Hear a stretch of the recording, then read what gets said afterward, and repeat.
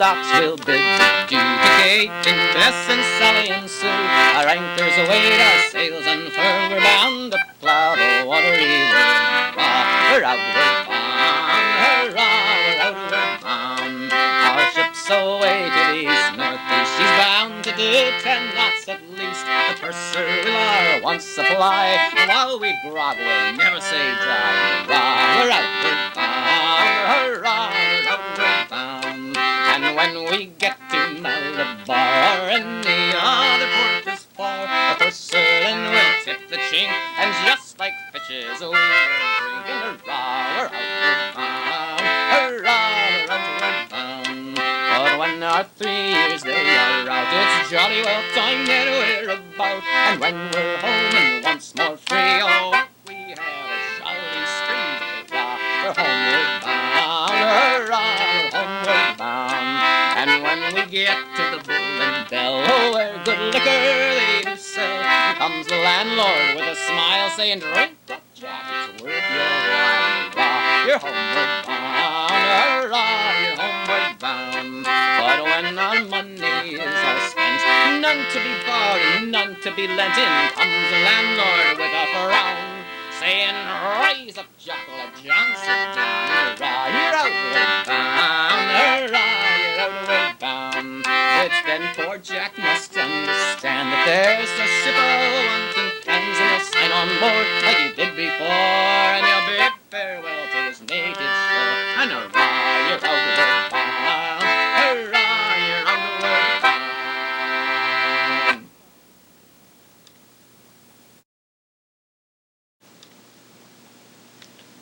Hello, I'm John Townley, and I'd like to welcome you to the wonderful world of Anglo Concertinas, or they certainly can be wonderful once you learn how to play them right. The Anglo Concertina is a very unique instrument, and it takes some special understanding before you even pick it up to play it. Its background goes back into the 1820s when a man named Bushman, who invented the harmonica a few years before, it occurred to him apparently that he couldn't sing and play the harmonica at the same time. So what he did was he put handles on his harmonicas. Exactly the same thing, just with bellows in between the reeds. And it was just like having a couple of harmonicas on either hand. A clever way of going about it. But like the harmonica, it isn't exactly set up in a very straight-ahead logical way to play it in an intellectual fashion like you would a piano. It's quite different. It's set up in a way to help you play, particularly if you don't read music, because it was a great popular instrument of the ear player during the 19th century. And this instrument has all kinds of user-friendly features, which not only should you use, but you must use, because if you don't use them, they'll get in your way. And the best way to start looking at it is with the scale itself. The scale starts on the left hand in the middle row, in the key of C in this case, and it starts with a push, push, pull, and you move on the next button, push, pull, move on the next button, push, pull, and then shift over to the other side, pull, push, next button, pull, push, next button, pull, push, next button, pull, next button, pull, back one down again, and push. Well, now that you know how to play a scale, what are you going to play? What do you do with it? And why is it so friendly? It seems like you have to push in and push out, and it doesn't seem like a very easy way of getting a scale at all. Well, let's try the song Shenandoah, a nice, simple, old C melody.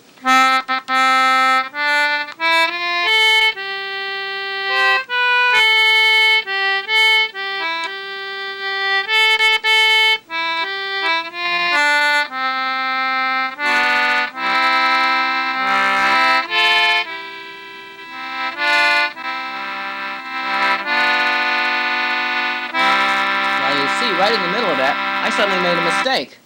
I hit the wrong note.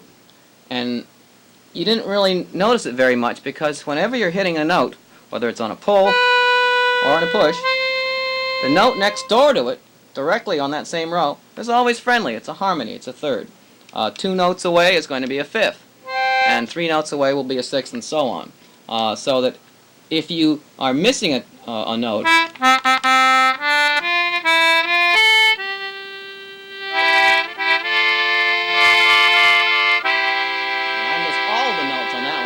still had the chords that go along with the song. And if you were singing, "Oh, Shindo, I long to see you away, rolling river," all I am is just clutching those notes like a fearful person, not doing anything at all and singing, and all the right chords are coming out all by themselves. And that's the nature of this user-friendly kind of instrument. And if it'll probably be a lot clearer when you see it demonstrated with both hands on a split-screen image at the same time. Okay, here we have the left hand on one side of your screen, and on the other side of the screen, the right hand. Are you ready, hands? We're ready. Okay.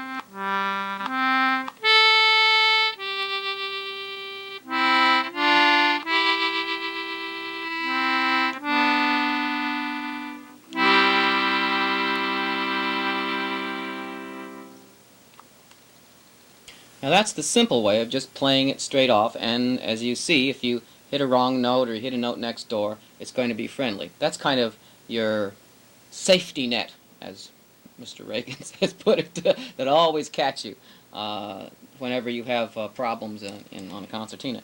However, using these same principles, you can do a number of variations on the same tune. For instance, you notice you could start way down low.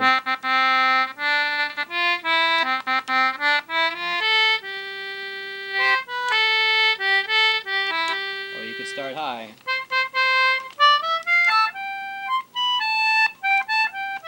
Or you could play them both at the same time.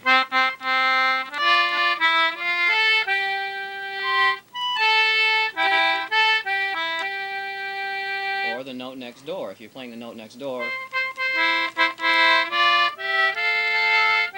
suddenly you have harmonies. Or you can play the notes next door up top, or notes next door down below, and the melody up top. Or you can do it the other way. You can play the notes next door up top and the melody below. Each has a different texture and a different feeling about it. And it's all quite semi-automatic. You just push a few fingers down and leave them down, and the melody is in there somewhere. This is gives you a wonderful amount of variety for practically no work whatsoever. And again, you'll probably be able to see it more clearly on the split screen. First, we can take it in the left hand, as we did before.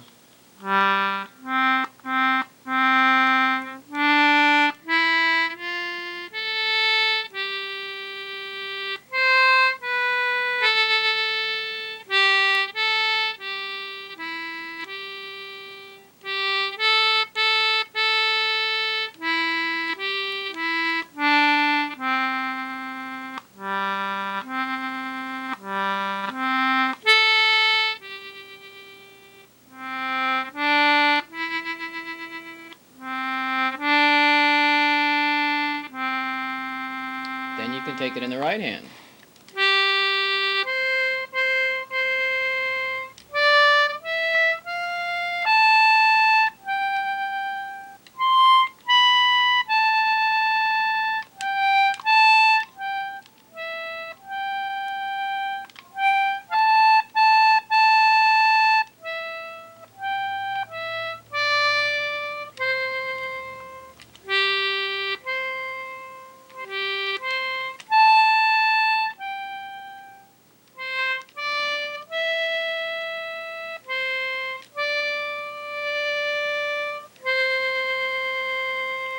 And then you can do them more or less in unison. You can't do them in unison all the way through. You don't have the notes, but roughly in unison.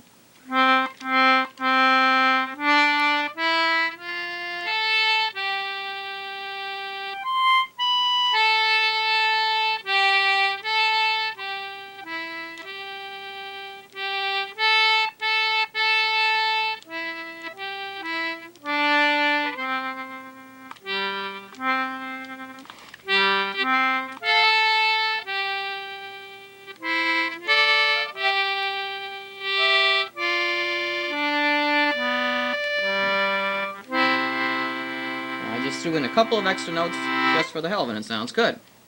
Now you can also try doing harmonies. Take the lead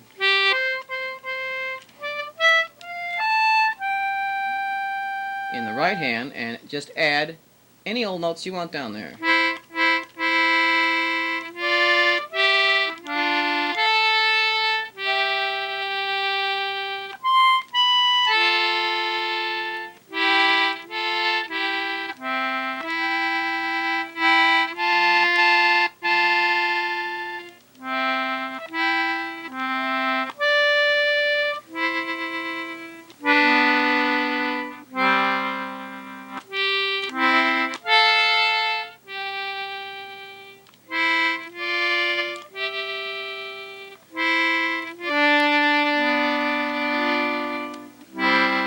You can add some notes in the top along with the melody.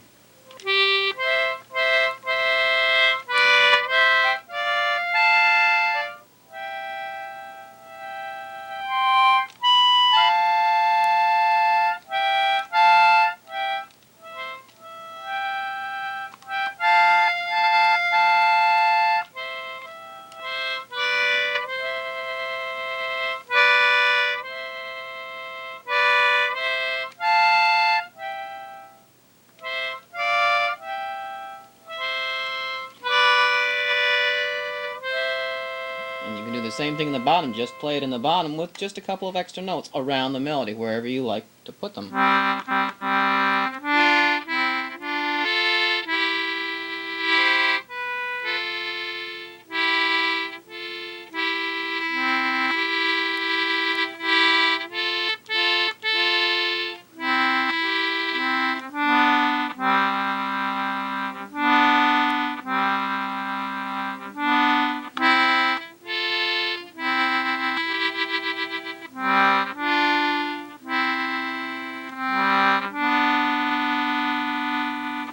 Grand finale, you could do both at the same time, which is playing practically all the buttons at once, and yet somehow the melody leaks out in the middle because you're familiar with it and the rest comes out just as harmony.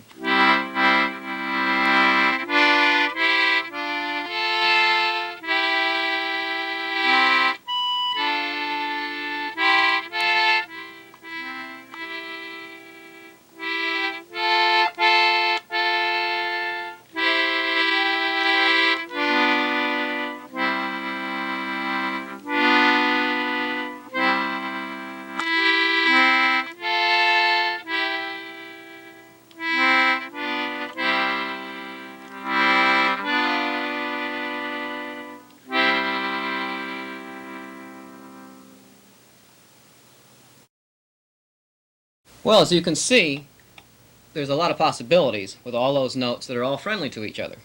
Now, what we've done is just have them friendly to each other and harmonize and make each other sound bigger or thinner, fatter, give a sort of different texture just when you're playing it all together at once. But now we can take in the account of time. Shenandoah is a song without much time to it. It's what you call a legato piece. You just sort of waver the time as you like it, take it nice and easy and slow. But most dance pieces, of course, have a regular rhythm to them. And so you can take this same automatic feature of the concertina and use it to give yourself some rhythm. Now, in that song that we opened with, Outward Homeward Bound, you can do a lot of possibilities. Now, most rhythm that people play on the concertina tends to be in the left hand where the bass is. And it can be done in a number of different ways. You can just take a single bass note and follow it by the next two right next to it. And pulling.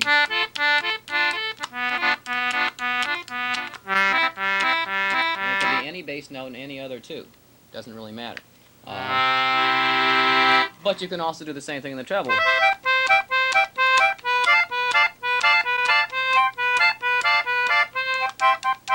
And what you're going to want to do is put together a tune like Outward Homeward Bound.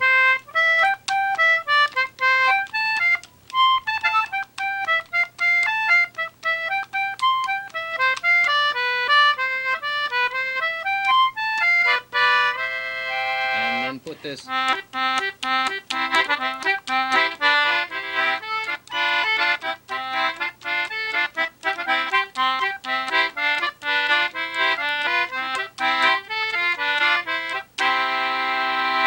simple as that.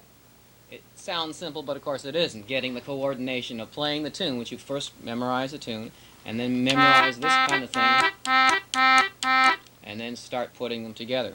And you will find that the concertina does a lot of that work for you. You don't have to do it just in umpa like that. If that gets in your way, you can arpeggiate it. Like.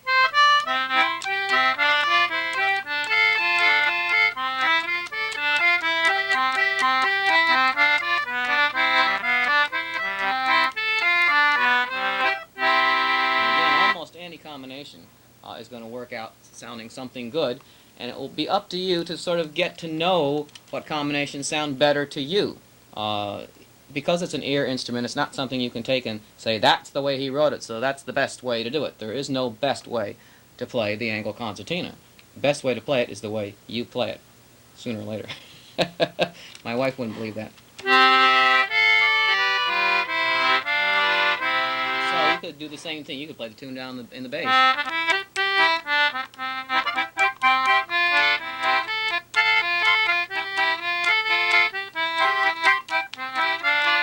then sort of mix them all up.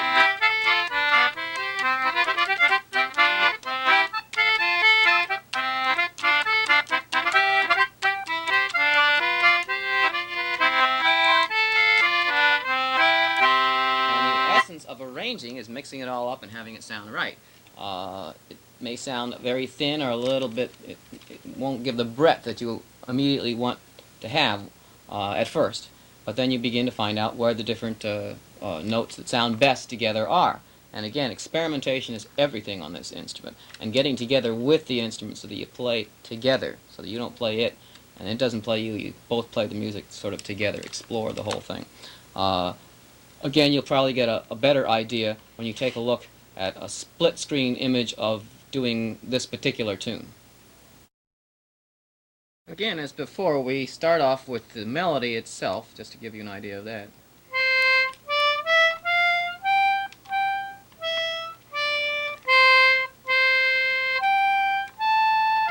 And here we jump a row, look at that.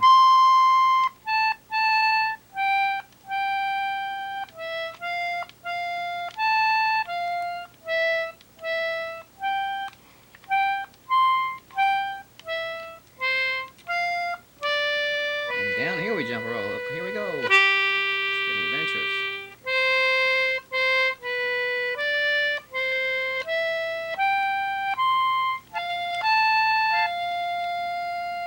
And jump a row again up there.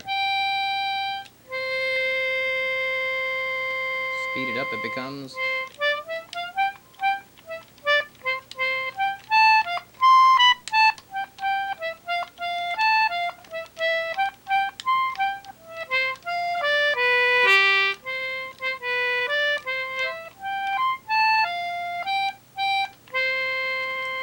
Left hand, you can do it like this with the bass. Let's just try it a little bit.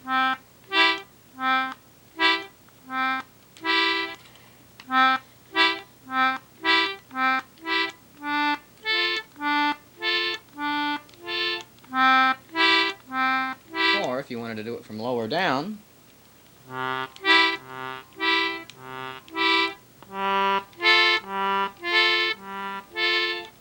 any combination is going to be okay. You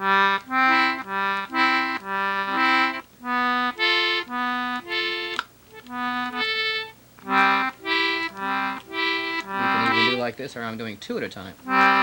Boom, pa, boom, pa.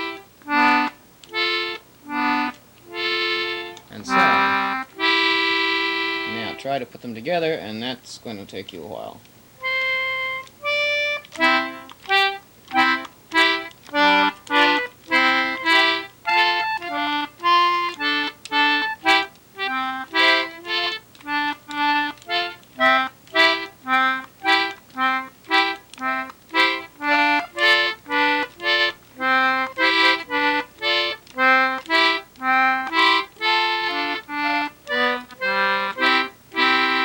It doesn't have to be all exactly, because if you're doing that absolutely perfectly, it comes out sounding more like a machine. So sometimes you may wind up doing reversing it exactly as I did in that last passage a couple of times, and that gives you a kind of a variety of style that you wouldn't have otherwise.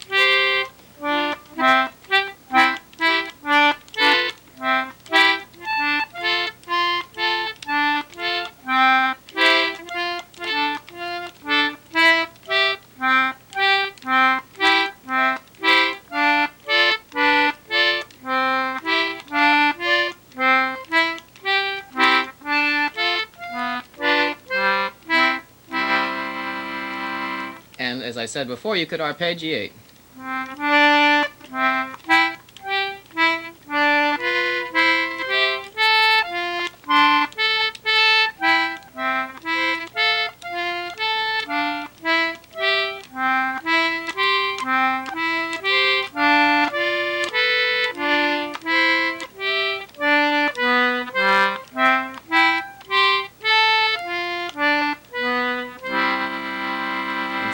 Melody you're singing anyway, you may do variations on the melody instead of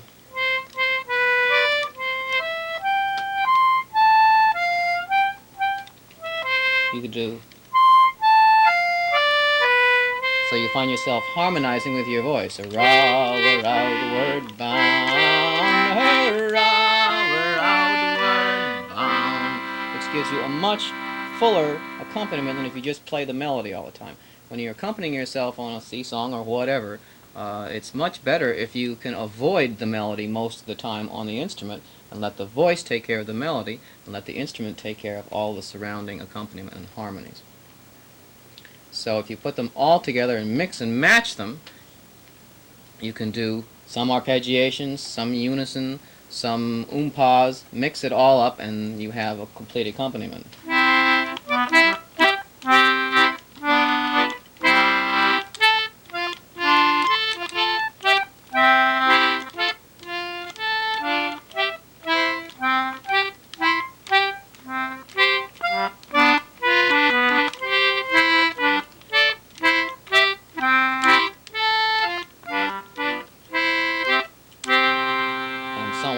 Also, throw a little double bellows. Another trick that I did in there is just to fill a space. Just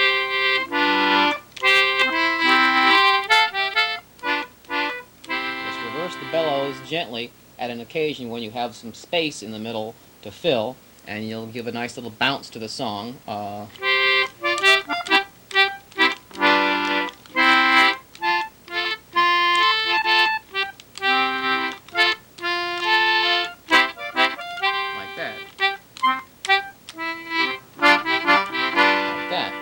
Double up your time a little bit, just stick it in for a fill.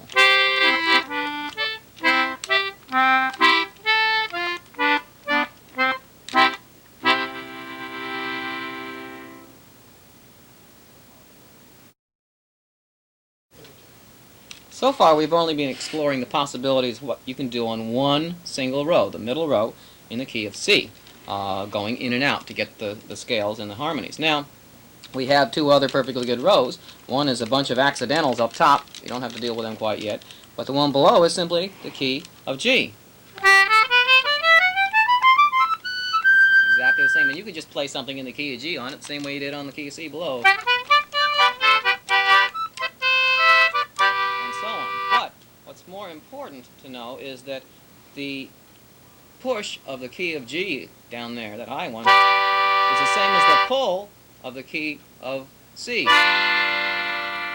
and vice versa. So what it allows you to do is a scale by switching back and forth between the two rows, between the left hand and the right hand also.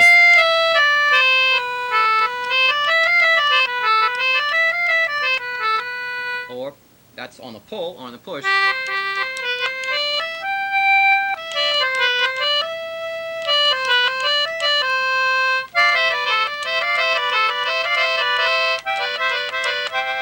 etc.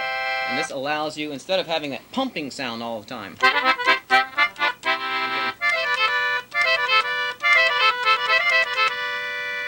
and so on. In order to take advantage of this, you're going to have to learn a scale in the entire push mode and a scale in the pull mode as well. Here's one in the pull mode.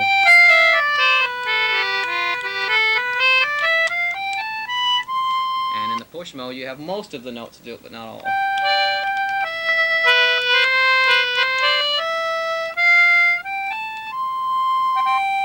half of them. And you have to learn where they all are. And then you can put them together not only singly, but as harmonies. And those make the most wonderful fills, and it makes you can go from a bouncy kind of thing to an even, and so on. And I'll show you in the split screen version exactly how each of these scales goes, and you can practice them, take them home, and just go over them and over them. I know scale work is not fun, but once you've learned it, once it's in your fingers, it means you just have all kinds of immediate riffs to throw off between lines of a song or anywhere you want. Now the pushing scale is kind of short. It's interrupted. You start on this button right here, then go over to here, and back over to here, and over to here, and up to there, and then down to here. Let's try that one more time.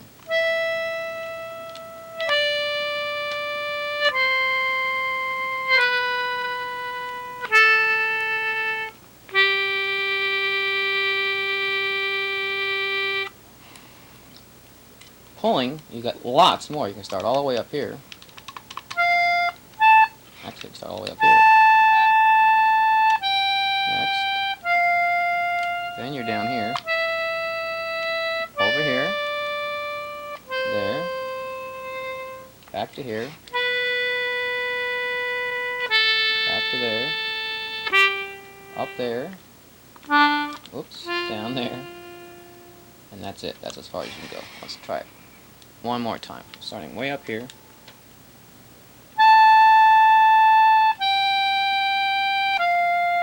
Cross over. Back. Cross over again. Back. Cross over.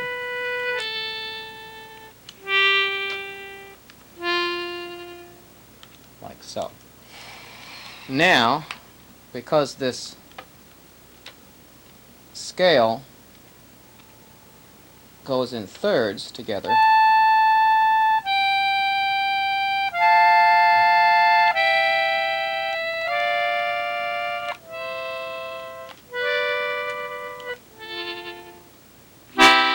it at the very end of it. You can do two together essentially. It's the original scale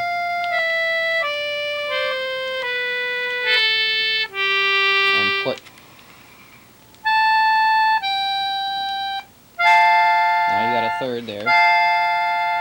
These two together. Those two. Two.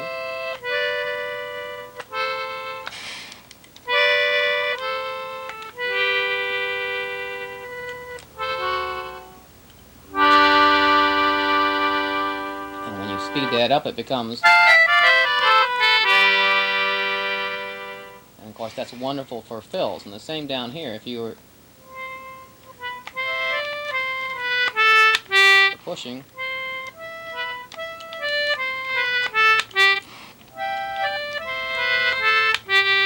can double it up with other notes around. It's exactly the same thing you were doing before on a single row, but now you're just alternating rows, and anytime you hit between rows, the middle row on the right hand, and the bottom row on the left hand, you get ascending or descending parallel thirds.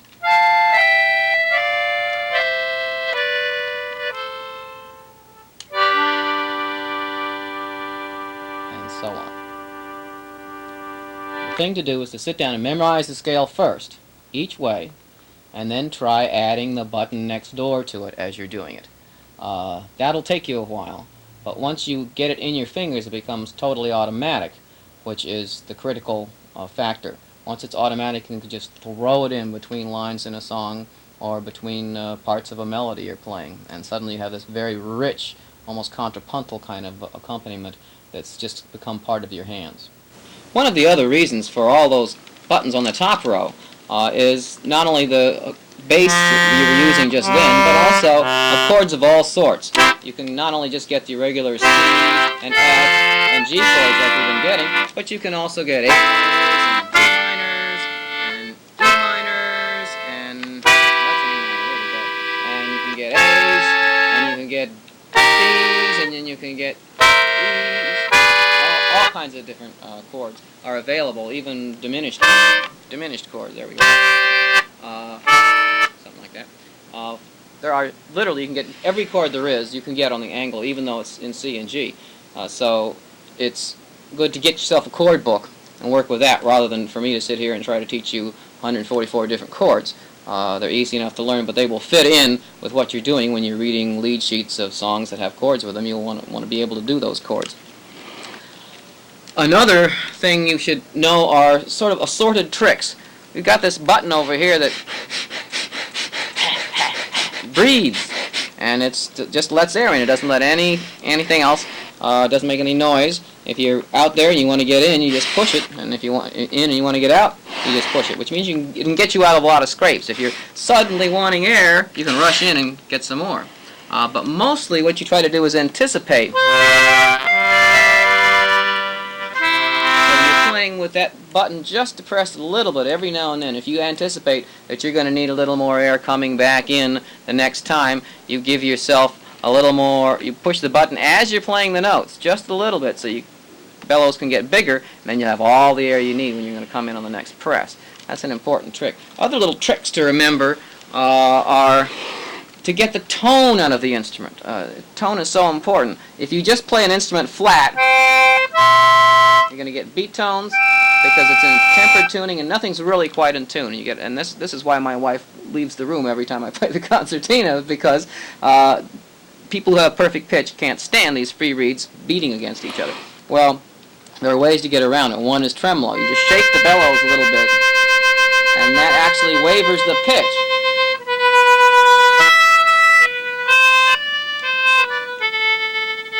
And that cleans up the pitch, essentially. Another thing is to wave the whole instrument around. You'll watch a number of what you think are dramatic players. They seem doing it for a stage presence, but they're not. They're doing it for sound. If you do this,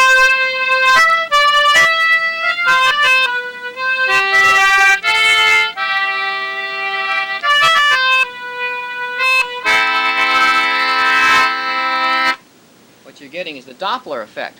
And this, again, it's like using a Leslie through an organ. It gives you this sort of woo kind of sound to the instrument that cleans up the pitch problems in it, which is a really important thing to do. Another kind of trick to sound like a professional is not just play the notes,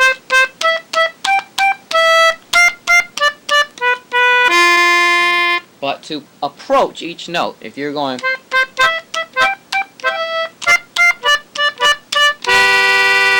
go from another note, hit another note first, just a little bit.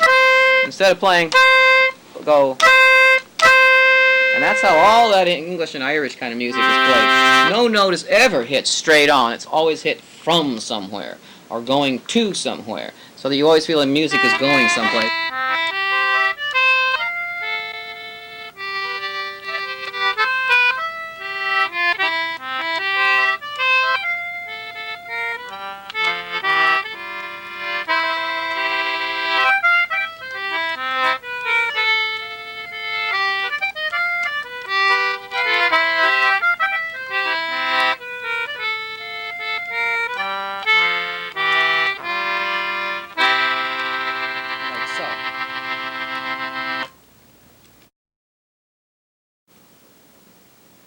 Here's the Sailor's Farewell, done first without embellishment, just so you can see the tune, and then introducing different approaches to the notes so that you can give some body to the tune.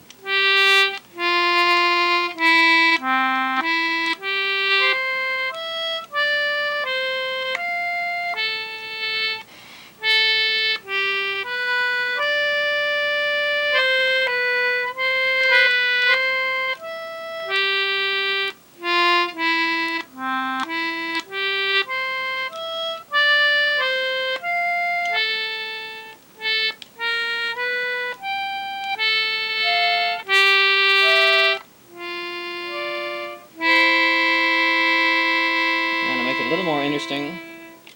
Instead of doing that, you could go, sort of hit this note first, but very quickly, and then get on the real note that you want to be there.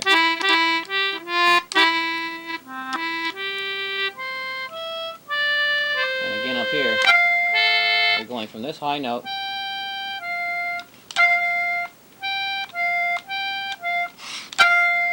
so it sort of squeaks, which is kind of like the skirling of a bagpipe, or it's supposed to be.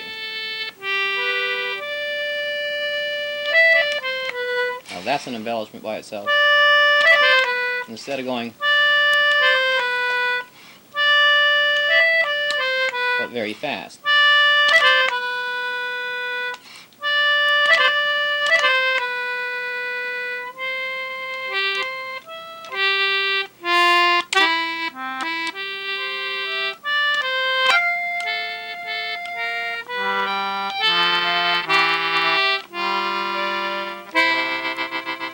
At the very end, I stuck a little of those just automatic little finger holds, and it gives you a nice kind of a contrapuntal feeling to it, as well as a lot of grace notes going around it. Harmonica players, when they're playing the blues, do something particularly unusual. They, instead of playing it forward,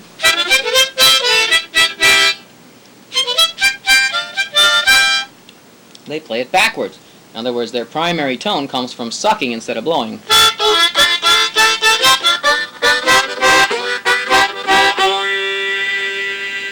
You can do that on the concertina, but of course you can't bend the note because you don't have your lip on the reed. But it allows you to play, for instance, if you're playing on the C row, the middle row, you play backwards, you can play in the key of G, but it gets you all those bottom notes that aren't really on the lower G row.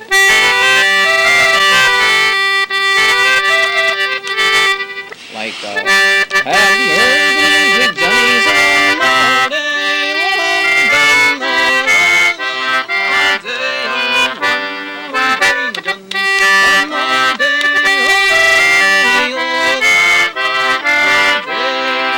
it allows you to be in G with a real bottom on it.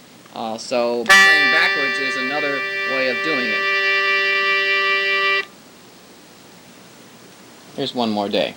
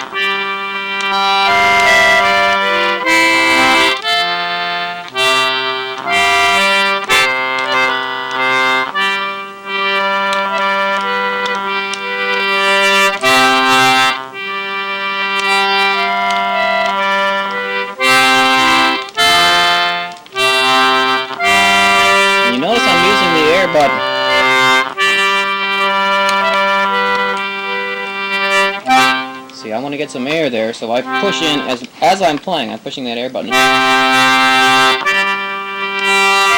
when you're playing in a pull position,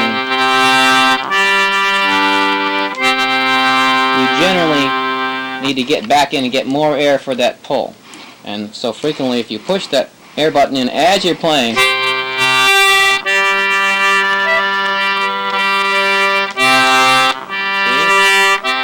air button right there. So I'm all ready with plenty of air for that next long run.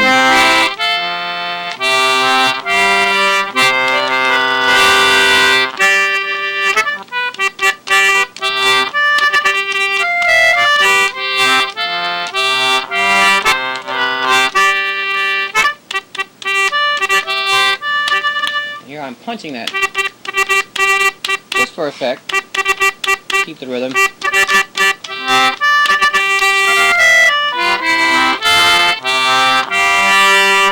Another reason you may want to use the pull is to get yourself in a minor, just as the blues harmonica players do. They find themselves in a minor when they are playing backward, such as the handsome cabin boy.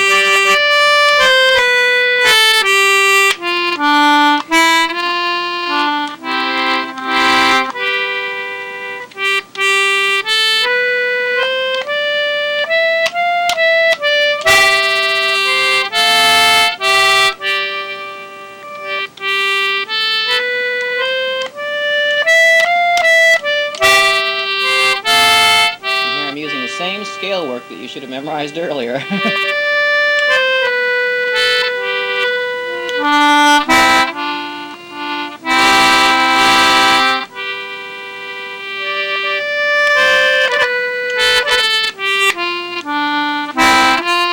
little grace now every now and then to give us some style.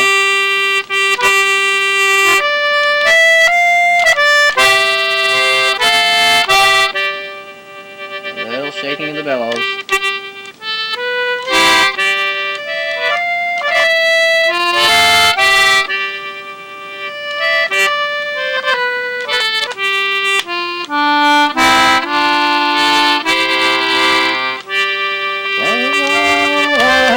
Some female, as you may understand, her mind being bent on rambling unto some foreign man. She dressed herself in sailor's clothes, herself of the field, and she signed on with our captain to serve him for a year, and so on.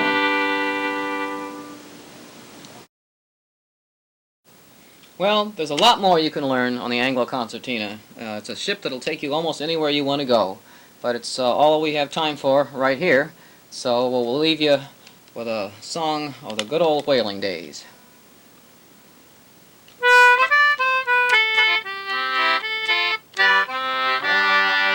The fleet of whalers come sailing from Dundee, well, men play British sailors to work upon the sea. Ocean passage, none with them can compare, but the finest ship to make the trip is Ballina. We'll get there far on a quarter, our engines are running free. There's not another whaler that sails out of the key can beat the old Ballina. She needs not try a run, and the channel's double big and small from Dundee to St. John. It happened on a Tuesday, 3 days out of Dundee. A gale took off a quarter board and a couple of men at sea. Battened at her bulwarks, stanchions and her rails, and set the old Ballina boys throbbing in the gale. Our engines on a quarter, our engines are running free. There's not another whaler that sails out of Dundee. Beat the old Ballina, she needs not try a run, and the channel's double big and small from Dundee to St. John. Old Jackman cut his canvas and he fairly raised the steam. Captain Guy and Erin Guy came flying down the stream.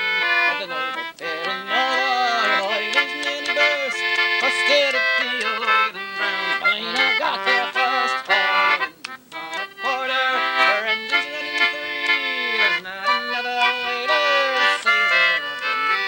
Beat the old Ballina, she needs but for a run, and her channel's double great and small from Dundee to St. John. But now the season's over and the ship's half full of oil. Her flying jib-boom points around toward our maiden sail, and when we are landed, why the rum is very cheap, we'll take success to the skipper